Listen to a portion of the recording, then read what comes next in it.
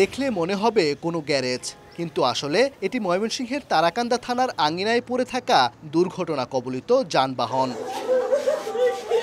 ময়মনসিংহের সড়কে থামছেই না মৃত্যুর মিছিল, প্রতিনিয়তই ঘটছে দুর্ঘটনা, ঝরছে প্রাণ, আহত হচ্ছেন অনেকেই। জেলায় চলতি মাসেই সড়কে প্রাণ গেছে ৪১ জনের। হটস্পট হয়ে উঠেছে ময়মনসিংহ হালুয়াঘাট সড়কের ফুলপুর ও তারাকান্দা অংশ।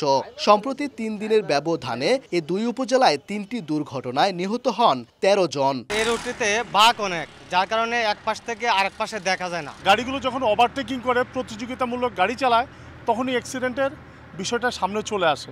সড়কে আরেক ভয়ের কারণ ৩ চাকার যানের অবাধ অনিয়ন্ত্রিত চলাচল। লোকাল বাস সার্ভিস না থাকায় এক্ষেত্রে নিরুপায় যাত্রীরাও। আপনারা যে এই রুটে গাড়ি চালান, হ্যাঁ, এই রুটে আপনাদের কি রেজিস্ট্রেশন লাইসেন্স আছে কিনা? লাইসেন্স নাই তো। প্রশাসন কি কিছু বলে না?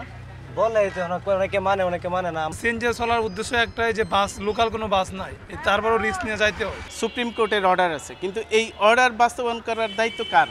সরকারের, প্রশাসনের। তারা নির্লিপ্তভাবে এগুলি এড়িয়ে যাচ্ছে। তবে পুলিশ ও বিআরটিএ বলছে সড়কে শৃঙ্খলা ফেরাতে কাজ করছেন তারা।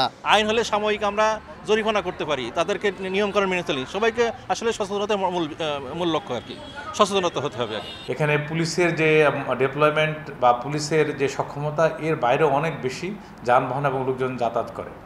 এক্ষেত্রে পুলিশের পাশাপাশি যে সমস্ত সরকারি সংস্থা আছে তাদেরকেও দায়িত্বের সাথে কাজ করতে হবে। পুলিশের তথ্য মতে চলতি বছরের জানুয়ারি থেকে জুন পর্যন্ত ময়মনসিংহে সড়ক দুর্ঘটনায় মারা গেছেন ১৩৮ জন, আহত হয়েছেন ২ শতাধিক। আর এসব দুর্ঘটনায় মামলা হয়েছে ১২৮টি। আইন না মানা, যানবাহনের বেপরোয়া গতি আর নিয়ন্ত্রণহীন থ্রি হুইলারে ময়মনসিংহের সড়কগুলো এখন যেন চলন্ত মৃত্যুফাত। এই নৈরাজ্য আর অব্যবস্থাপনা থেকে মুক্তি চায় সাধারণ মানুষ। ওবায়দুল হক, সময় সংবাদ, ময়মনসিংহ।